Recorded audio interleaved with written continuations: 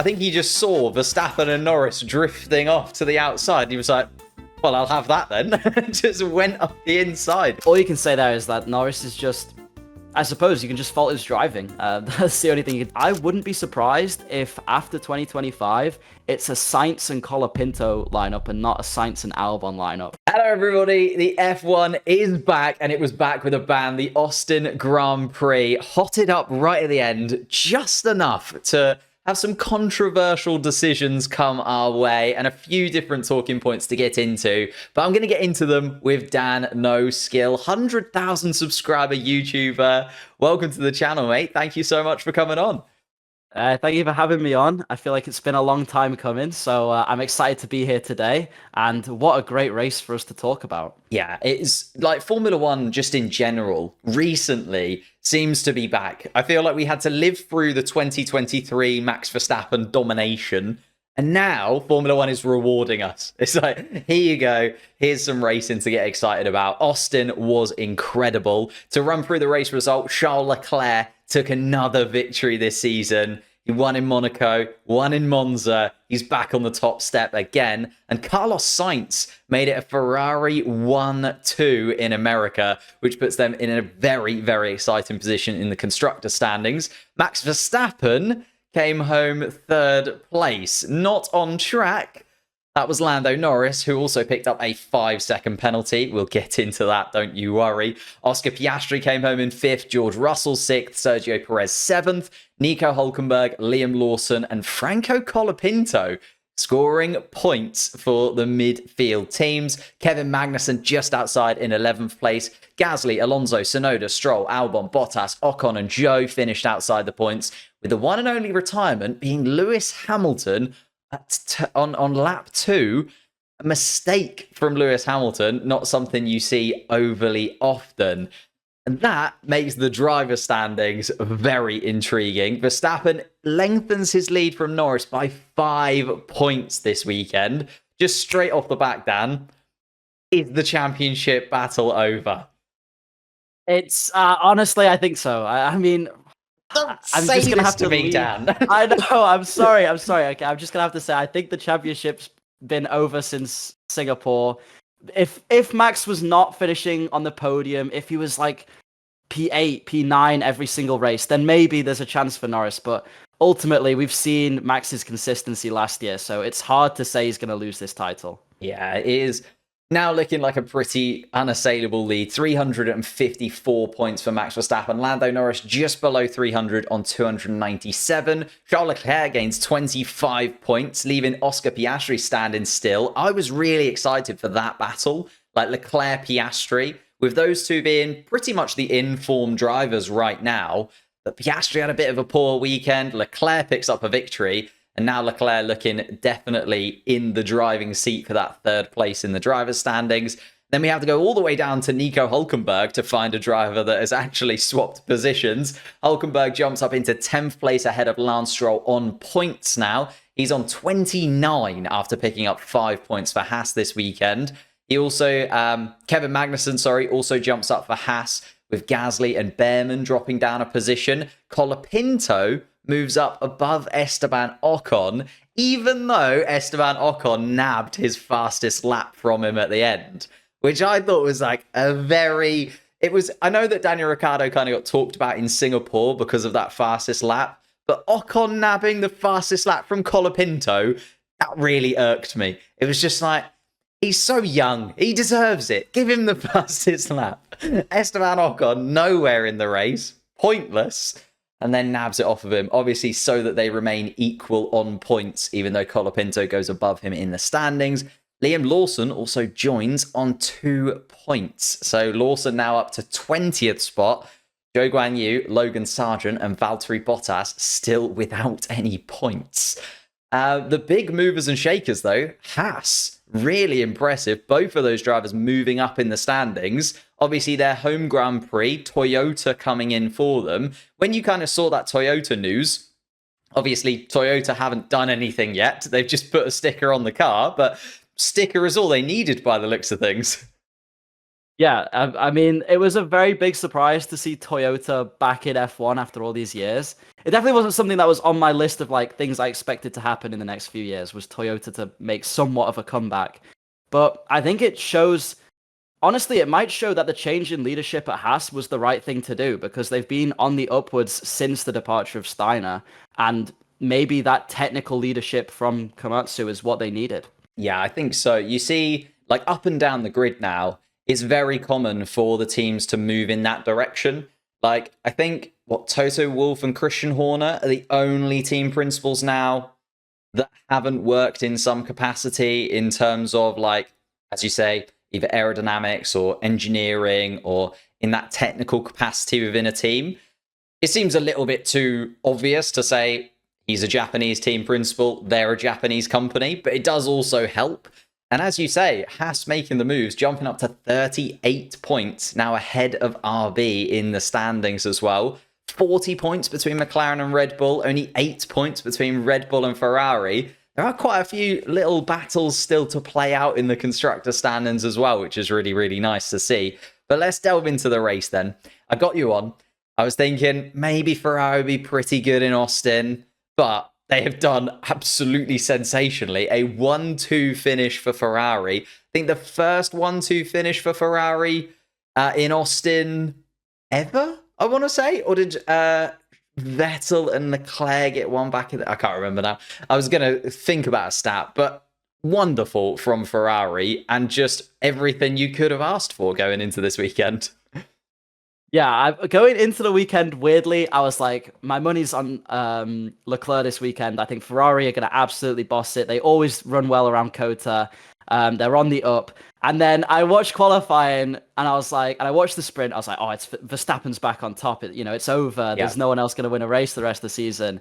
And then the move into turn one happened, and all of a sudden I'm on the edge of my seat, like screaming, like, "Come on, Leclerc! Come on, you can do this!" So it's a bit of a shocker, but I can't say I'm not happy about it. It was a great race. I mean, yeah, what a start it was from Leclerc. Like, as you say, I thought Ferrari would be really good in Kota. And from what Carlos Sainz did in the sprint, I was looking at Carlos Sainz in third place, and I was thinking, well, he started in fifth and managed to get out to second in the sprint. He's starting in third here and looked absolutely rapid in the sprint race. Surely he's the Ferrari you should be keeping an eye on. And then Charles Leclerc from fourth place on the grid, as you said, down towards turn one. I think he just saw Verstappen and Norris drifting off to the outside. He was like, well, I'll have that then.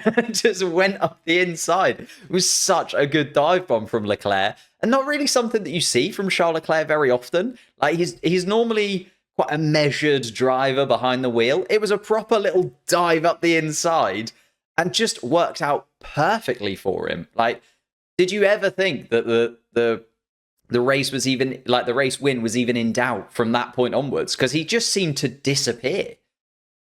I think, yeah, after that first move into turn one, for the first stint at least, it looked very much like Leclerc was controlling the race. Everything was going their way. Once they put the hards on, the one thing I found interesting was actually Sainz slowly taking little chunks out of that lead on the hard tires, even though Leclerc had the tire offset, I'm pretty sure. I think it was in his favor. So I think that shows Sainz probably did have quite a bit of pace that weekend, just couldn't quite show it in the beginning, didn't get the start he wanted. But yeah, between both of those drivers, really good stuff from them. Yeah, Carlos Sainz, like, even though he did manage to get in front of Verstappen, as you say, he spent that entire first stint kind of sitting behind the Red Bull. Had an issue at one point. He was like smelling fuel inside the car, wasn't he? And it was like, I thought Carlos Sainz was on for like a DNF at one point. I was like, oh God, it's really going to fall apart for Carlos Sainz. And I know that he's leaving Ferrari at the end of the season, but I'd like him to leave on like a positive. And I'm sure you're the same. Like, even though he's leaving, he's done a lot of good for the Ferrari team, I feel. Well, here's an interesting one for you. And I'm not sure if this is a verifiable source, because I think I might have just seen this on Instagram. But it was Mattia Binotto saying he would not have fired Sainz, or he would not have taken on Hamilton. So, I mean, judging by the two's performances this weekend, maybe he's right in saying that. But I don't know. What do you think about that one? I mean, if you get the opportunity to bring in Lewis Hamilton, and I've said this kind of since the beginning of the season when it happened in February, you just take it, don't you? Like, Yeah. even though, as you say, not necessarily an upgrade on Carlos Sainz right now, if you look at like the form of the two drivers this season, even though Lewis Hamilton does have those couple of victories, he has generally struggled throughout the year. But it's Lewis Hamilton. It's a 7-time world champion. It's just like one of those things where if you get that opportunity, you take it. And like you saw what happened. I know that we shouldn't, we want to, as Formula One fans, think about the sport. But you look at like Ferrari's stock price the like couple of days after Lewis Hamilton was announced, and it just rocketed upwards. And you're like, I can see why maybe they want that to happen. Yeah, that's fair enough. I think it's no doubt in my mind that you probably would take Hamilton no matter what. It probably is just either Binotto stirring the pot or someone online stirring the pot at least. But I just thought it was interesting given like how poor of a performance it was for Hamilton, and then Sainz in comparison having an absolutely great weekend.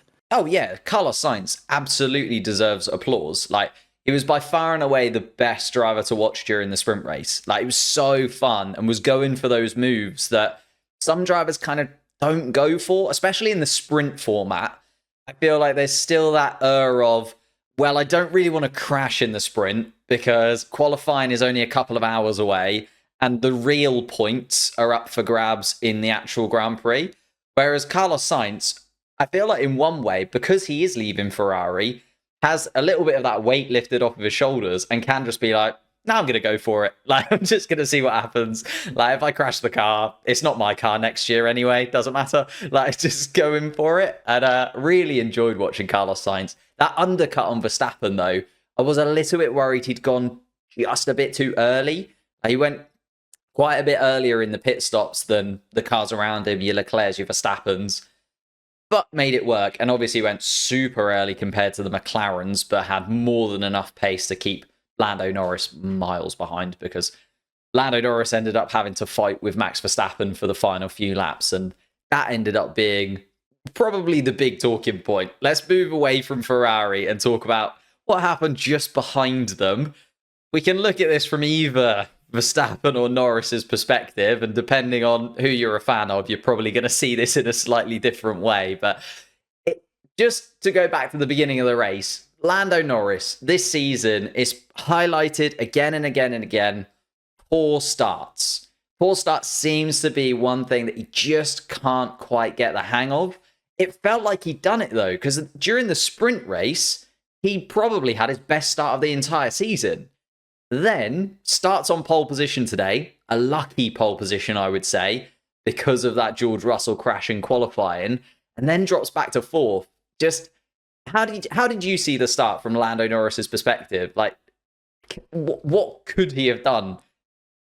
Out of all of like the bad starts from pole he's had this year, I would argue this one was the least his fault. Mm-hmm. I think it was a bit of bad luck, bit of wrong place, wrong time, because his actual getaway was really quite good.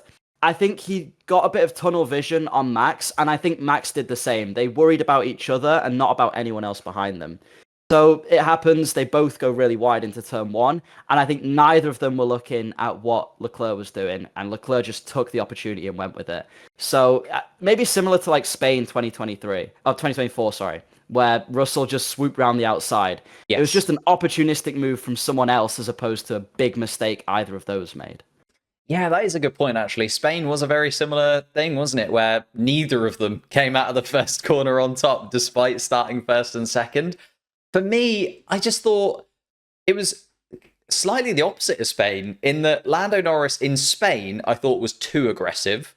Like, in Spain, he went over to Verstappen's side of the track instantly, tried to cut him off at the pass.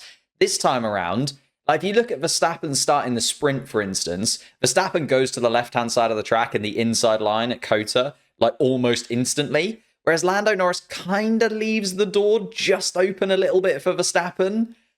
But at the same time, for me anyway, and I suppose I am a little bit biased in this, I did think, like, even with the first lap leniency that is there for overtaking opportunities, I'm not sure how Verstappen got away with that, because he dives up the inside, pushes Lando Norris super wide, doesn't even make the corner himself, That's why Charles Leclerc gets the opportunity, because Charles Leclerc is the only driver that actually made turn one by the looks of things. Like, that's the only reason he managed to take the lead. And I just feel like with that big ascend, do you think Max Verstappen maybe should have, given that place back or picked up a penalty of some kind? Or did you think that was just like hard turn one racing? I think there's been moments this year where the FIA have leaned on turn one leniency a bit too much. Like, I understand it, for instance, where it's 3 abreast, someone catches someone's tire, there's not much you can do, fair enough. But into turn one, there still has to be some racing etiquette. You still have to follow the rules of the track. You can't force another driver off. In this case, I'm not sure it was the worst case we've seen of it this year. Yeah. I think there's a case to be made that it was just hard racing and unfortunate. But I do agree that they are leaning a bit too heavily onto this like first lap leniency. There has to be some enforcement of the rules. Yeah, I think, well, we're going to get on to, obviously, Verstappen and Norris came to blows again later on in the race. And again, that's an incident that you can see both ways. I feel like, from my perspective, I thought a little bit too hard from Max there into turn one. And the fact that Max comes out in second place and Lando Norris comes out in fourth was a bit like, hang on, how has, this been allowed? But also, yeah, I can understand he's gone up the inside. Anyone would have dove up the inside because the opportunity to take the lead of the Grand Prix. And it was just like, I don't know, irked me a little bit. But again, I feel like I see that from a slightly different perspective. But then, a little bit further back, as you said, it was 3 abreast with Hamilton, Albon, and Ocon. They went 3 abreast through turn one. And obviously, Albon clips Ocon. And there was no penalty for that either. So even though it completely ruined both Albon and Ocon's races, neither of them picked up a penalty for that. So there is still that lap one, turn one leniency, and the FIA is still trying to figure it out, I think, a little bit. We then had to wait a long, long time for that battle. I thought that Lando Norris would be right back on it, especially when Carlos Sainz got that undercut. I was like, okay, Lando Norris surely will be within touching distance of Verstappen, but Norris kind of held back, dropped sort of 3-4 seconds behind Carlos Sainz even, just kind of bided his time on that first stint of tyres. McLaren deciding to go super long on that first stint. Again, we've seen it from McLaren quite a lot. They probably do have the best tyre deg of those top 4 teams, and they kind of definitely leaned into it this weekend. Although it did feel like they maybe left it a little bit too long. I know that Lando Norris got the move done technically eventually, but for me, did you think that they maybe left Norris and Piastri out just a touch too long?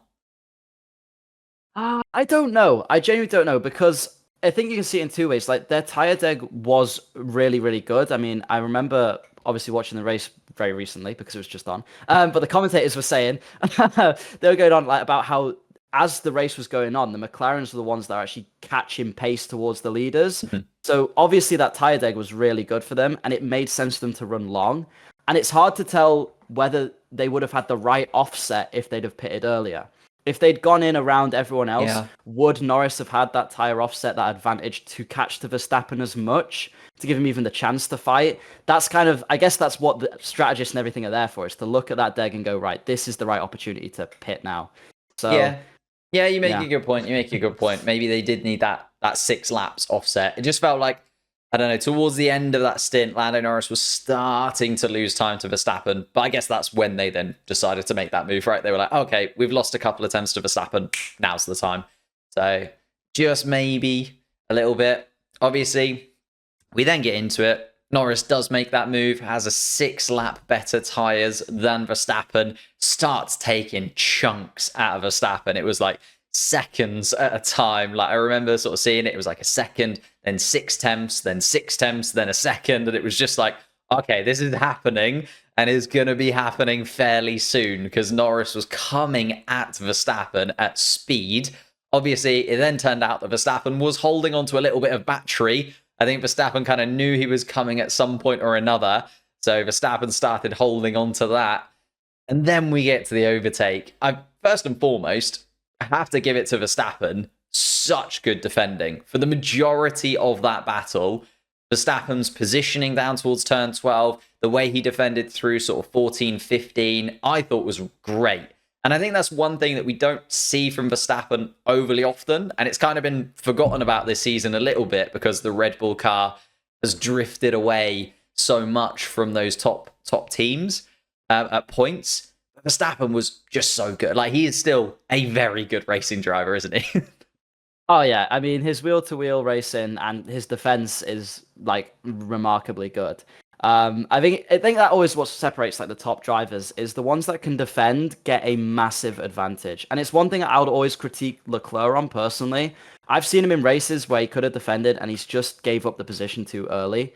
Whereas Verstappen, he'll just race you hard for the position. So I have to compliment him on that. It was a great defense. Yeah, I think that's also down to kind of Max Verstappen's demeanor a little bit, though, isn't it? Because Max Verstappen will not give up a position. Max Verstappen could be on a completely different strategy. He could be like 20 laps down in terms of tire deg. He's not giving up that position. He is one of those drivers that will fight for every single millimeter of track. And that is one thing that I do really love about Max Verstappen. I do think he is so passionate about the sport in the car. Sometimes that comes across as a little bit moany, a little bit whiny. Some people kind of throw that at him. How do you feel about Verstappen sort of inside the car? I feel like GP kind of gets the brunt of it, but sometimes it is quite difficult to listen to. I don't think anyone could put it better than just calling it gamer rage. Like, he is just an angry sim racer the entire time he's in the car. He's just always fuming at every little thing. But he gets the job done and he does it well. So I suppose whatever works for him, works for him. Yeah, that is a good point, actually. It is very, I mean, he is a sim racer off the track, isn't he? Maybe he does just sort of just take that complete sort of tone, I suppose, just comes straight into it. But I think that is the passion. And I think a lot of drivers get complained at for sort of being moany over the radio, but I don't think they, in the cockpit, are worried about the millions of people watching at home. They are complaining to their race engineer, and their race engineer is one of their, best friends almost. We've seen GP and Max, and Max has said multiple times if GP ever left, he'd leave. So it's like they are really, really close. And it's the same with all the drivers up and down the grid. I think we see it as moaning. They just see it as part of the race and, wanting to be better. Let's get into lap 52 then. That kind of danced around it a little bit. It's the main question that has come in from everybody. Norris's penalty, a 5-second penalty for overtaking whilst off the track and gaining an advantage on Max Verstappen. I've heard a couple of people talking about it already. They're talking about apexes. They're talking about who was ahead. They're talking about whether it was a gained advantage or not. How did you see it? Max Verstappen, Lando Norris, they go into turn 12 side by side. Lando Norris comes out ahead, but did gain the position off the track. What were your initial thoughts? I think I'm going to take you back to Austria 2023, right? Which seems a bit random. Do you remember qualifying for Austria 2023 by any chance? I imagine Max Verstappen was on pole, but apart from that, no. No, it was that weird qualifying where they kept getting the track limits through turn 9 and 10. The last couple of corners. Yeah, everyone was getting laps deleted there. I think this is a problem with the track, not with the drivers. The problem is there is no incentive to not push someone so wide on the track there.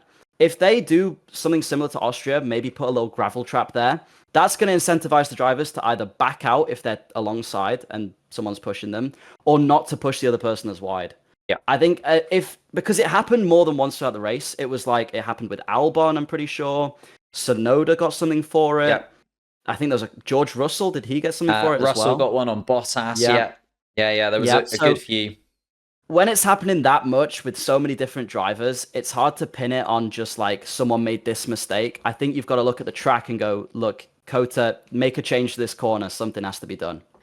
Oh, that is not something I thought about, to be fair, because I quite like the Kota track. Like, as you've seen, it does allow for a lot of side-by-side racing, and throughout that whole sector, so you've got kind of from turn 11 all the way through to 16, 17, really, the cars can be basically side-by-side. It's one of the best things to see in racing.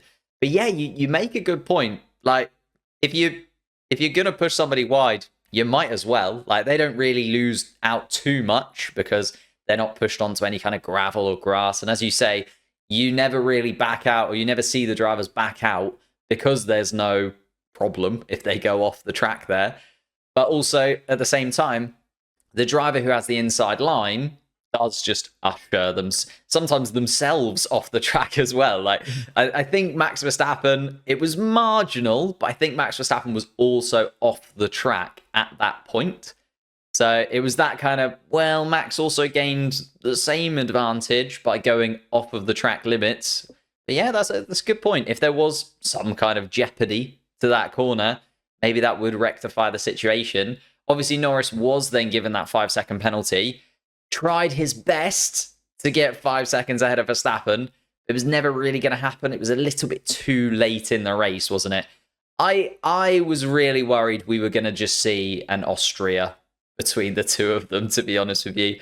I just think that battle between the two of them, and I know that they're really good friends off track, but on track, they are not great at leaving each other a margin. Like, they do race each other really, really hard.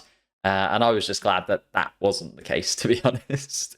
But a 5-second penalty for Lando Norris. And as you say, it's going to be one of those things that just keeps getting talked about. For me, I think Lando Norris was ahead going into the corner.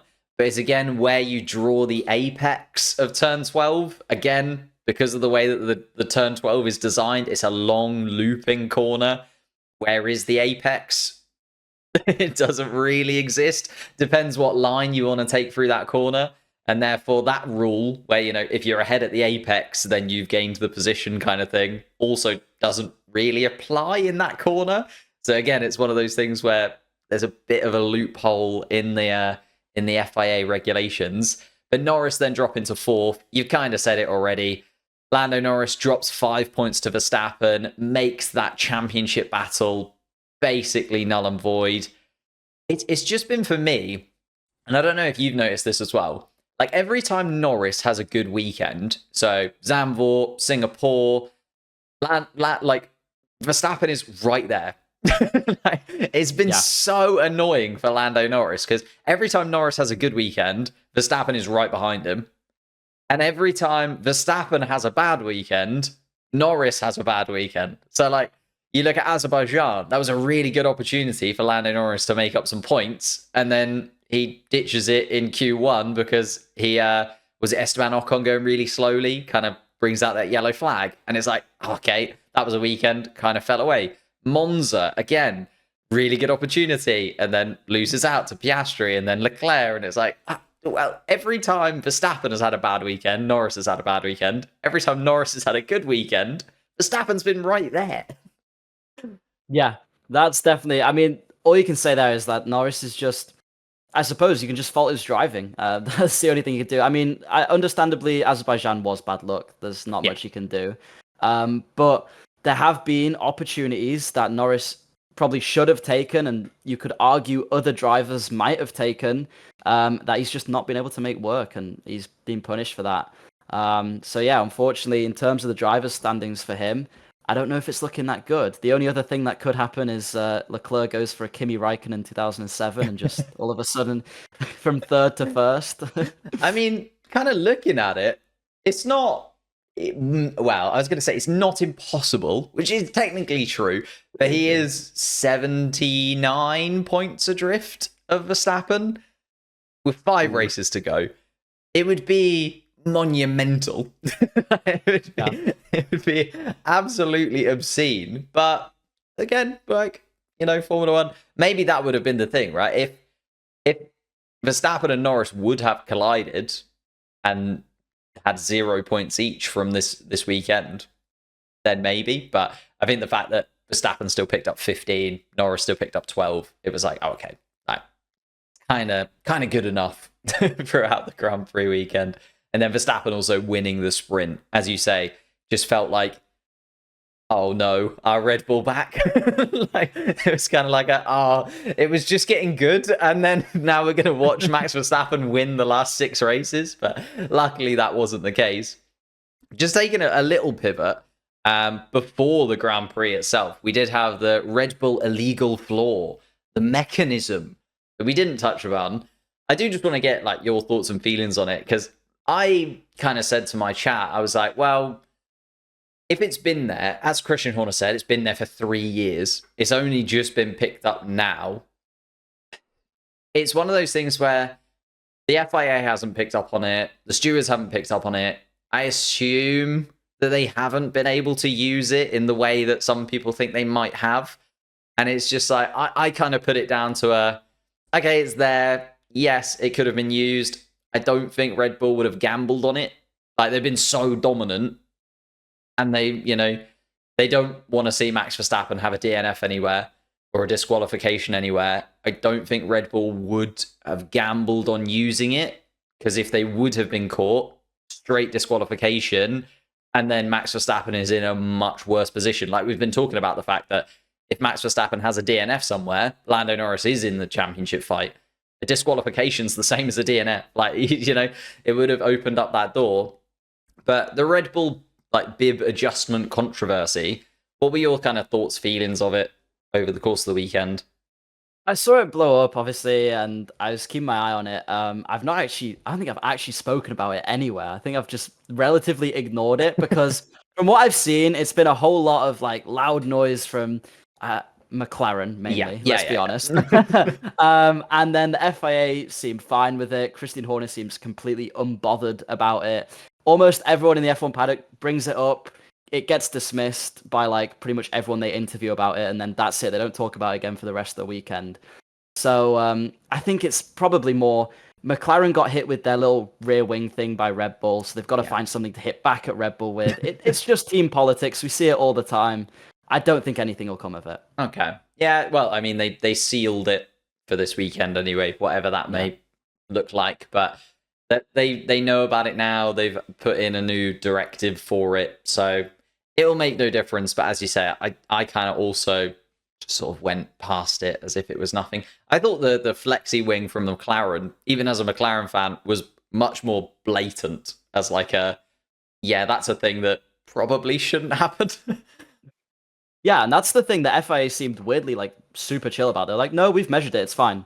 Yeah. It's like, wow, okay, you can watch the videos and put a line there and see it really flex. Yeah. But I suppose if it's in the regulations, it's fine, and there's nothing stopping the other teams from trying it now, I suppose. Yeah, that's very well. I mean, Red Bull this weekend, Max Verstappen looked a lot more comfortable in the car because he had the new floor to that Red Bull car and a new kind of flexi front wing, which is always also one of those things that we always talk about. It's like, is that front wing flexing just the right amount? It's like, there's so much leniency and there's so much grey area in the rules that we'll never really know. But I thought I'd get your thoughts and feelings on it, because I know some people were very Red Bull are cheating, but I just feel like it was a bit of a...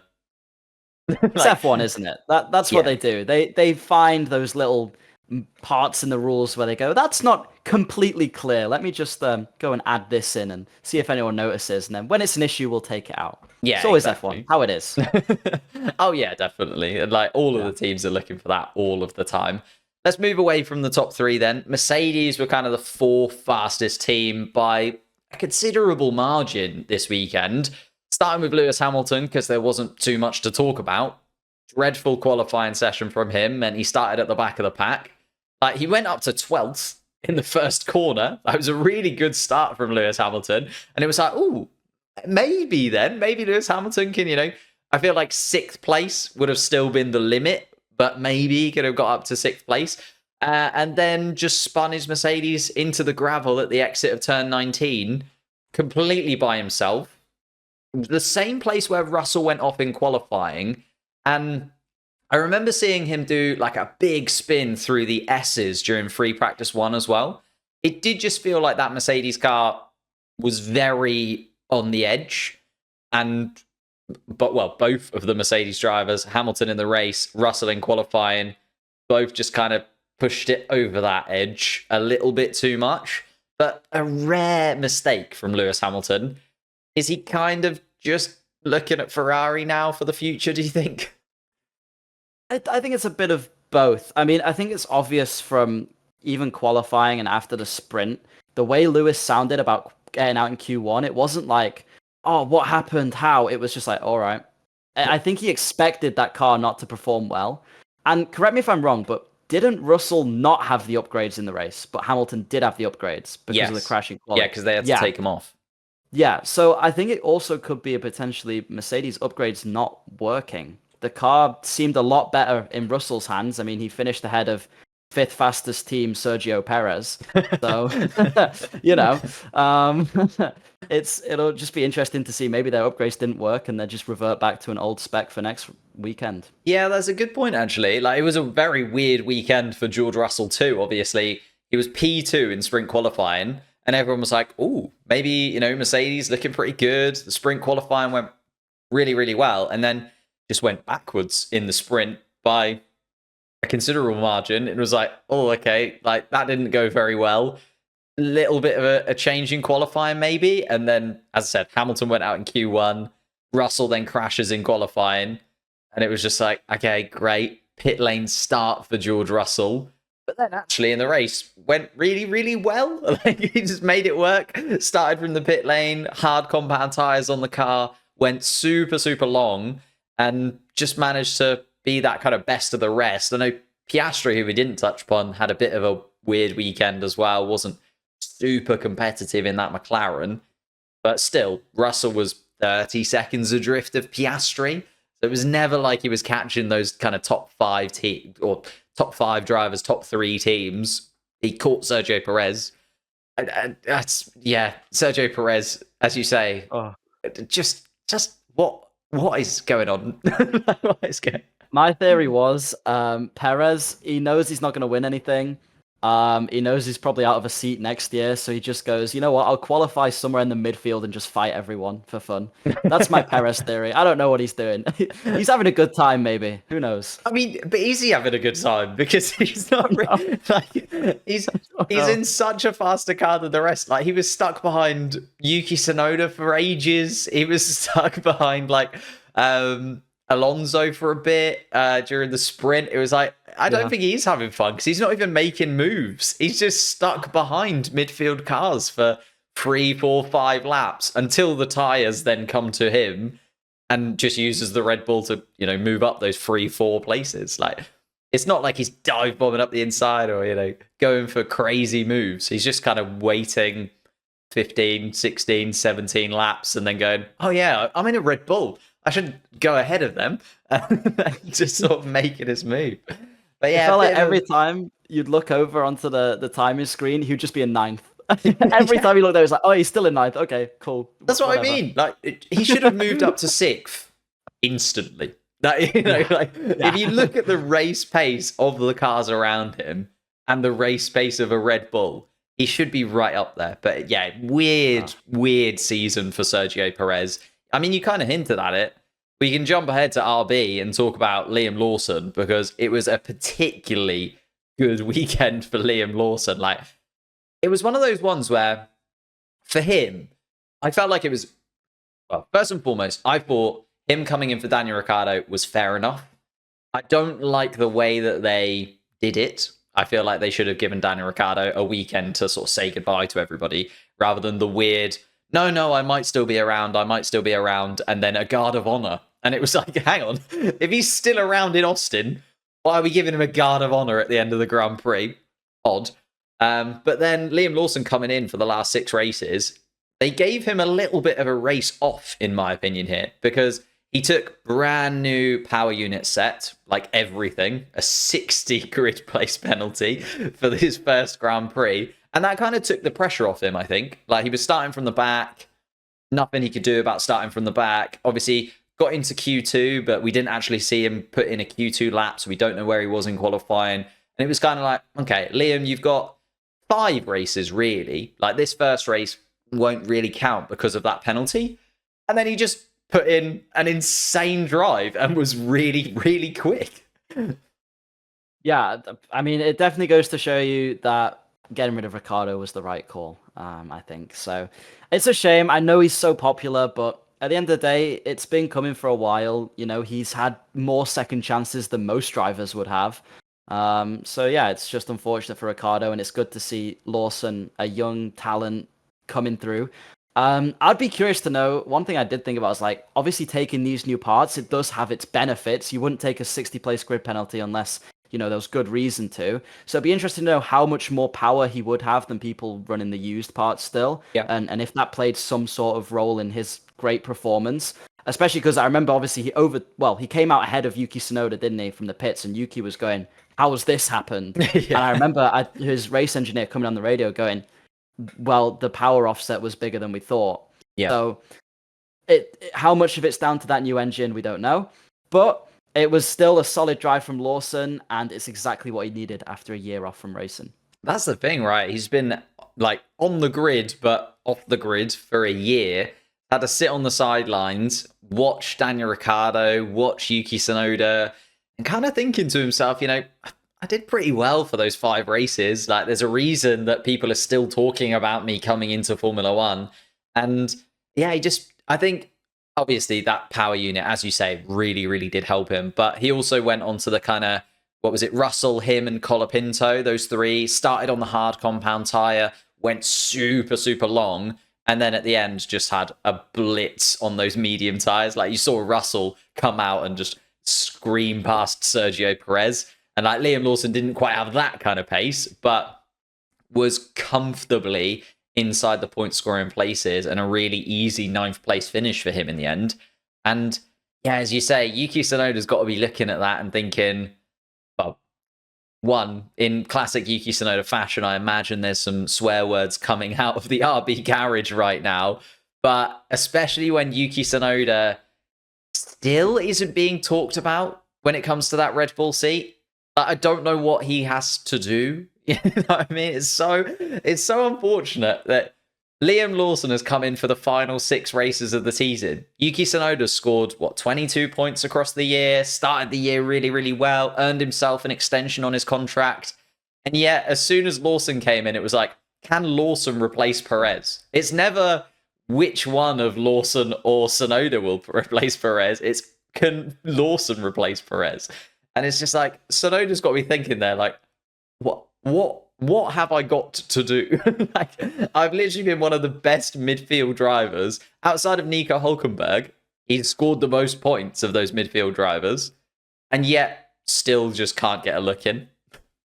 Yeah, I mean, I would, especially at the start of the season with him and Ricardo, I think it was criminal, like how few comments were coming out from Marco and Horner about Yuki Tsunoda. With that said, he obviously didn't have the greatest start to his career, did he? Like, he didn't pick it up as everyone sort of assumed he would. And then you have to look at last year and go, Lawson was probably the faster driver between the two of them. In the races, Tsunoda was actually able to finish. Yeah, he had like a streak of DNFs when Lawson came in, which was quite sad for him, bit funny though. And then, yeah, today I think it just showed Yuki's probably under pressure because he had that spin as well, didn't he? And coming into turn 1 at one point, and it's like, everything's maybe not going Tsunoda's way now. He's got someone to race, and I do think though, whenever they choose to get rid of Perez, whoever's winning against Lawson and Tsunoda, that'll be who gets the drive. So if Tsunoda is somehow better than Lawson, for the rest of this year into 2025, he'll get the Red Bull seat. If not, Lawson will get it. And at the moment, Lawson's putting a lot of pressure on Yuki. Yeah, it's one of those things with Red Bull. I just never know. I feel like with their drivers, there's too many people pulling in different directions all the time. Like, you've kind of got the Christian Horner drivers, you've got the Helmut Marko drivers, you've got like the Red Bull higher-ups, you've got the Thai higher-ups, and it's like no one takes blame, but also no one takes responsibility. It was like when Nick De Vries came in, as soon as he started doing badly, it was like, well, he's not my driver, he picked him. And it's like, and then as soon as Daniel Ricciardo started doing badly, it was again like, well, they chose for Daniel Ricciardo to come in and replace De Vries. I would have stuck with De Vries. And it was just like, hang on, like, who is actually pulling the strings here? Who's making this decision? And it just feels like, apart from Verstappen, all those other seats, nobody wants to take full ownership of like, okay, we're going to put him in, we're going to see how he does. If he progresses, he goes up. It's just like well, we'll see what happens. Stick him in there. Maybe we'll fire them, chuck them to another team, put Albon in a Williams. Oh wait, we've lost Albon, and it's like, hang on, what's going on with these drivers? Like, how are you losing such talent to other teams, and then in your own team struggling to find a replacement for drivers elsewhere? And it's like the constant conveyor belt almost helps them out too much. The fact that they've got so many junior drivers, they could just throw another one in. Like, they could just keep doing it. It's just like, oh, Lawson's not doing very well. Hadjar, let's just chuck him in, see how he does. And it's just like, it doesn't matter who it is, they can always find a replacement. And I don't know, I'm really not a fan of how Red Bull treat their drivers, to be honest. But as you say, Tsunoda or Lawson hopefully gets that Perez seat.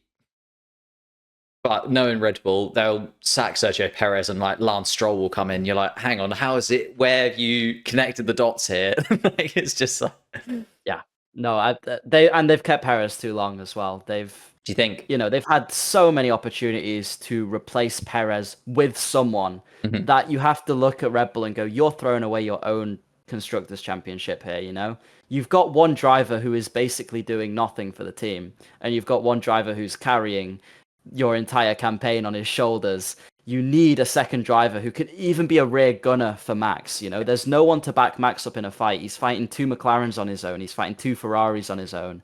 It's like you need someone who can help in those battles, and Red Bull just aren't taking action, and inaction is what's causing them to lose points. Yeah, and I mean, that is what Christian Horner said earlier on in the season, wasn't it? It was like, he literally said, we need 2 Red Bulls in the fight, and they still don't have that. And it's like, you've literally said it. You said it to everybody. You said it about Sergio Perez, and yet you still haven't made a change. I agree. I think they've held on to Sergio Perez too long. I think the problem was Daniel Ricciardo wasn't good enough, I don't think, to go in. They don't want to put Yuki Tsunoda in, so they've had to wait to put Liam Lawson in, so now they can get rid of Perez and put Lawson in if they want. And it's just like everything is stunted a little bit along the way. And they haven't done overly well, but they do need 2 drivers. Talking to 2 drivers scoring points, Haas, wonderful weekend for them. Moving a little bit further down the grid, they jumped RB in the constructor standings this weekend. Hulkenberg jumped Stroll. Kevin Magnussen jumped Behrman, like, finally. I feel like that was a big thing for Kevin Magnussen, because if he'd have been outscored by Ollie Behrman, I know Ollie Behrman had 1 race in a Ferrari, but if he'd have been outscored by Ollie Behrman, I think that would have been a big hit to his ego a little bit. Behrman's only had 2 Grand Prix. Kevin Magnussen's had the whole season. Plus, Kevin Magnussen being the first ever driver to get a ban. But he's come back from that. And to be fair to him, had a really good weekend. Like, double points finish in the sprint for the team. Then Kevin Magnussen, very, very unlucky not to score points in the race. I think they just slightly got the strategy wrong in comparison to, Lawson and Colapinto, who finished ahead of him. It was still an 11th place finish from Kevin Magnussen, but all looking up for the Haas team. Weird that both drivers are leaving. You know what I mean? Like, it's looking so positive. They got really good direction this year. We talked about Komatsu. We talked about Toyota. It looks like it's all going perfectly. And then they're going to replace both drivers, which does feel like it'll unsettle the team just a bit. How do you feel about the kind of Ocon-Behrman pairing? I think Haas wanted Hulkenberg, didn't they? I think that's a shame. I don't think they'll be happy about that. I can see why Hulkenberg's left. It makes sense. Getting rid of Magnussen, I think when they did it, it is something I agreed with, because the difference between Hulkenberg and Magnussen looked really extreme. Magnussen's comeback now, though, it seems like he's on pretty good form, actually, and maybe him just driving with no care in the world is what he needed, because it's taken a bit of pressure off his shoulders. So, bit unfortunate there, but what's done is done. It's good they've got a safe pair of hands. You can trust Esteban Ocon with a midfield car. We've seen that. He's got experience replacing Nico Hulkenberg. He's done it 3 times already before, I think. Yeah, I'm pretty sure that's a stat. That's a good point, actually. And obviously, Ollie Behrman's going to come in with a decent amount of experience and have driven the Haas this year, so and scored points in it. So I suppose it's not something they have to massively worry about. It's not like you've got a Mick Schumacher and a Mazepin coming in and it's 2 unknowns and you don't know what's going to go on. It's a little bit more safe hands from them this time round. Plus, they've got the technical partnership. Things seem going up for them. I think they could be cautiously positive. Yeah, I agree. I think we're seeing the best of the two of them right now. We're seeing Haas just sort of in their full flow. I do think that Haas still on their day probably don't have a quicker car than Williams or even Aston Martin. It's kind of like they've just been really good at picking up those points when they've been available to them. And Hulkenberg has just been the driver of the year, I think, so far. Like, if you're going to pick one driver who's been so good, he's finished in 11th place 7 times. Like, he's either in the points or he's right next to the points. Like, there's no in between for Hulkenberg. He's been so good. And like, when you think about it, the top 8 positions should be taken by those top 4 teams. Then you've got Fernando, who kind of sits in that 9th place. So there is usually only 1 point scoring place available for the majority of the Grand Prix. And the fact that Hulkenberg has either been in it or just behind it for all of those is really solid from him. I think Stakes Sauber are getting a phenomenally informed Hulkenberg. It's just a shame that that team is the complete opposite of phenomenally informed. They're so far from the back of the pack. It is obscene. Yeah, no, it's going to be annoying for Hulkenberg for 1 year, and then I think when Audi comes in, at least he's got a project he's a part of. He can lend some insight to. It's a German manufacturer. He's going to enjoy that. But yeah, for Haas, it's definitely been a really strong sort of 5 races. Is it now they've scored points in? I do feel bad. I think Aston Martin have dropped off significantly though. Like, you could guarantee Alonso that 9th place before. I think now with Hulkenberg overtaking Stroll, it's not just a testament to how poor Stroll's been this year. It's also a testament to just how Aston Martin have dropped right back. They're just always on the fringes of the points. And even Alonso before this race, he was going, I'm going to be looking in my mirrors most of the race. I've outqualified the car, so let's just hope I can score points. And he couldn't. Yeah, it was quite damning, wasn't it, from Fernando Alonso? I mean, they did massively struggle in the race. And I think it's another worrying sign that, again, they've brought upgrades and again, they really struggled. Like, it does seem to be one of those things with Aston Martin. Every time they bring an upgrade, at least to begin with, it's almost a downgrade. Then they kind of sort it out and get back to where they should be.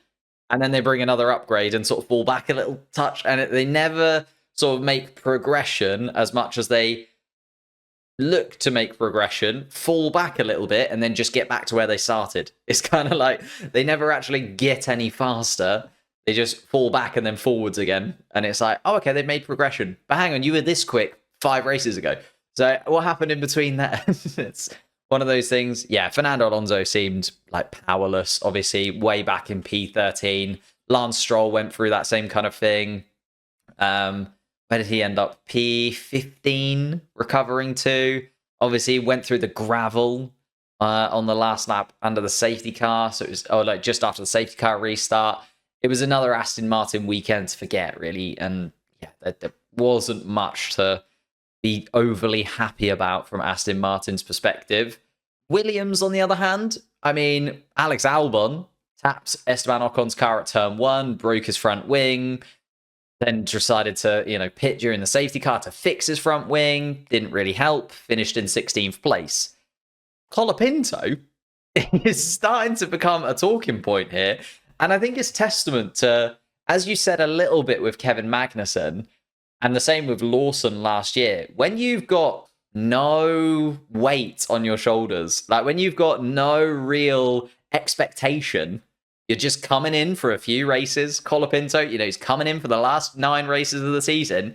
He's been blisteringly quick. Like, he's been so quick every single time, to the point now where I've seen a few videos of people like, is Alex Albon under pressure? And like, are we now seeing that Alex Albon maybe isn't as good as we think because he's finally got a teammate at Williams that is putting him under a little bit of pressure? Like, he's had Latifi, he's had Sargent, he's never really had a challenge at Williams as Albon. Colapinto seems like he's stepped into those shoes. Well, honestly, for me, Colapinto has got to be like one of my favorite drivers at the moment. I'm absolutely loving just watching this guy race. And I'm just really excited to see where he goes because he is an exciting driver to watch. He's risky, he's funny, he's got charisma. And then on track, he just seems to absolutely be ruthless, but also like he's not made really many mistakes at all this year. He's not put a foot wrong. And I agree. I think he's what Alex Albon needed because Albon has had Latifi and Sargent, okay? And that will make pretty much any reasonable Grand Prix driver look pretty good if you're against them. So a bit of pressure is what Albon needed. And I wouldn't be surprised if after 2025, it's a Sainz and Colapinto lineup and not a Sainz and Albon lineup. And if Colapinto doesn't have a seat by the end of next year, I'm not going to be happy because that man, he is so much fun to have on the grid. He's got so much talent and he proves everyone wrong. Everyone who was going, Sargent just didn't get enough time. He didn't get enough this. He didn't get enough that. They shoved Colapinto, a driver barely anyone had heard of, into an F1 car and he is immediately scoring points and performing better than Sargent was over 1.5 years. They don't need practice or time or anything like that. It's all about the driver you are. And he's just so exciting to watch. So go on Colapinto. He's a big statement, though. Carlos Sainz alongside Colapinto. Like, appreciate that you're keeping Carlos Sainz in the seat. I honestly think if someone's going to leave Williams, I think it's almost going to be like almost like a Liam Lawson scenario where Colapinto is the reserve driver next season. And then if Albon or Sainz, I know that they've kind of signed for Williams for the prospect of 2026. But if things go wrong over the winter or 2026 isn't looking like it's moving in the right direction, I could see both Alex Albon or Carlos Sainz being like, nah, and jumping ship and going somewhere else. And I think Williams will try and hold on to Colapinto as almost like okay, if we do lose Sainz or Albon, put Colapinto in. I still think Alex Albon is a good enough racing driver. I know it's been, 4 Grand Prix. And yes, Colapinto scored 5 points, but come on, Alex Albon's been he's been in Formula One for a good amount of time. Don't get me wrong, Albon is a very good driver, but the fact that I think it is like the fact that he's under a bit more pressure now with a driver who's clearly got tons of promise. It's going to, number one, put pressure on Williams to get Colapinto in a seat because I think at this point it's clear that if he keeps performing like this, other teams are going to be looking at Colapinto going, oh, I wouldn't mind a bit of that. You know, if Fernando's maybe considering a retirement, there's a good driver to pop into an Aston Martin. Or, you know, maybe it's another driver to put in RB if they decide to promote and get rid of Perez, XYZ. So there's plenty of opportunity for Colapinto, and he's definitely someone people have an eye on. So there's going to be pressure on Williams to get him a race probably as soon as possible. Well, yeah, he's been talked about that kind of, the one remaining seat, the Stake Sauber seat, obviously alongside Hulkenberg for next season. Maybe that is where he slots in if Williams can kind of find a deal. I think the problem is Stake Sauber, because they're becoming Audi, probably won't want a driver that is still linked to Williams. I think they'll kind of want to cut those ties, whereas Williams will want to keep those ties. Because as I said, Albon and Sainz, their heads could definitely be turned. You know, I don't feel like Carlos Sainz at the beginning of the year was like, a Williams seat is where I want to be in the next couple of years of my career, you know? Until Lewis Hamilton arrived at Ferrari, Carlos Sainz was like, no, I'm pretty settled here and I'm doing very well at Ferrari. Like, Carlos Sainz hasn't really put a foot wrong. It's just, you get Lewis Hamilton, that you, like we said at the beginning. So, yeah, Colapinto it's a weird one because, and I'd like to get your thoughts on this because I know that you do kind of follow a lot of the younger drivers coming through. Is it just another reminder that, like, Formula 2 isn't really doing its job? And I know you're a big Fernando Alonso fan, and I don't want to be that guy. But personally, I kind of wish the likes of Fernando Alonso, Kevin Magnussen had retired like a few years ago, because I feel like if we'd have seen Drugovich on the Formula One grid, maybe, you know, he'd have been similar to Colapinto, Lawson, Behrman, all these drivers that have come through and been surprises and been really quick in races. Like, we've seen Behrman score points this year, we've seen Lawson score points this year, we've seen Colapinto score points this year, and there's so many drivers that never got that chance. You know, Drugovich, Porsche, they both won Formula 2, never got an opportunity in Formula 1. Whereas because drivers are getting older and older, we're getting less and less of these talents in. And I quite like a few of those talents to come through a little bit earlier. to an extent. I number one, Just not get rid of Fernando. I agree with you. but no, I do agree with a lot of the points you're making because number one, I don't think Formula 2 does its job well anyway. I don't think. First of all, it's not a great spec series to begin with. The cars are pretty much unequal. However much money you bring to the team plays a huge factor in all of these spec series. And oftentimes the person who wins or comes near the top of the championship isn't actually the driver who's probably going to be the best in the long term. Also because, true, yeah. So, sometimes you've got to, I think it's Porsche, wasn't he in F2 for like 3 years before his championship win? So you go, well, does he actually deserve an F1 seat? It's like Latifi when he came second after 4 years. He didn't really deserve an F1 seat. He was just there for so long. He was bound to do well inevitably.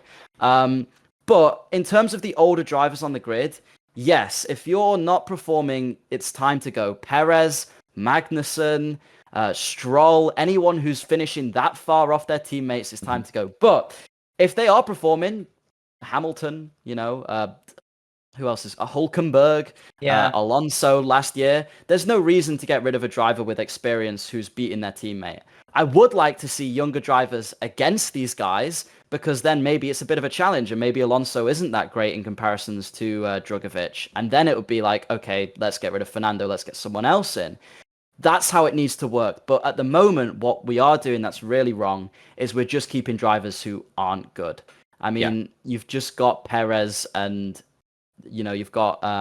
you could argue Lance Ricciardo, Stroll. similar sort of thing, right? Ricciardo coming into that RB seat. They could have put Lawson in there. They could have just put Lawson in as the replacement for Nick de Vries, but they wanted to hold on to Daniel Ricciardo because he has already built up a little bit of a fan base. He already brings a lot of money to the team. He already has that experience in Formula One. And then Lawson, well, the only reason Lawson is even on the Formula One grid now is because Daniel Ricciardo got injured.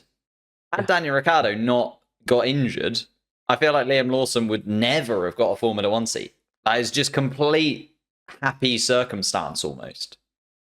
Yeah, I mean, I definitely think I think it would have been later. I think Lawson would have come in probably now rather than getting the opportunity last year. Because I still think they would drop Ricciardo inevitably. And Lawson had this run, if I remember, because I remember last year before he even replaced Ricciardo, hearing about him, and it was this run of like 7 wins in his first race in 7 different series or something crazy like that. It was like some insane stat he's where he was just winning every series out there. And it's like, okay, wow, this guy needs an F1 seat. So it was going to happen at some point. It probably would just have taken a bit longer. Maybe. I don't know. Lawson, as you say, Lawson was a great talent. And even when he was in Formula 2, did great. Was he runner-up in DTM when he did that as well? Like, he's been very close to winning lots of series. As you say, won lots of races throughout those series. But was never... I don't know, just never really seemed super talked about. Because like even before that, when they picked up Nick de Vries, it was because Nick de Vries had one good race for Williams. And like, you should trust your driver academy over this one Dutch driver who has been a reserve driver for Mercedes for 9,000 years. He's won Formula E, okay, yeah. But it just felt like they deviated away from their driver academy then. They deviated away from their driver academy to pick up Sergio Perez. So like Red Bull have gone away from their driver academy so much. I just felt like Lawson was never going to get that chance.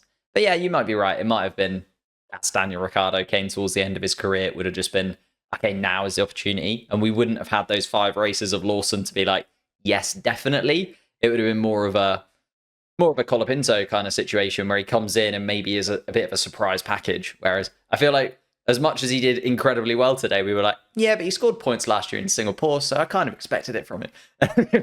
Yeah.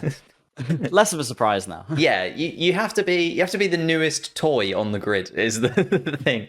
Like that's the way it is. Everyone's gonna be hyped about Colapinto. Someone else will come in a couple of races time. We'll be like, Colapinto, who is he? Get him off. Rubbish. No, I agree though. Colapinto, Lawson, I'm just loving seeing him on the grid. Also the fact that Colapinto as that kind of South American driver.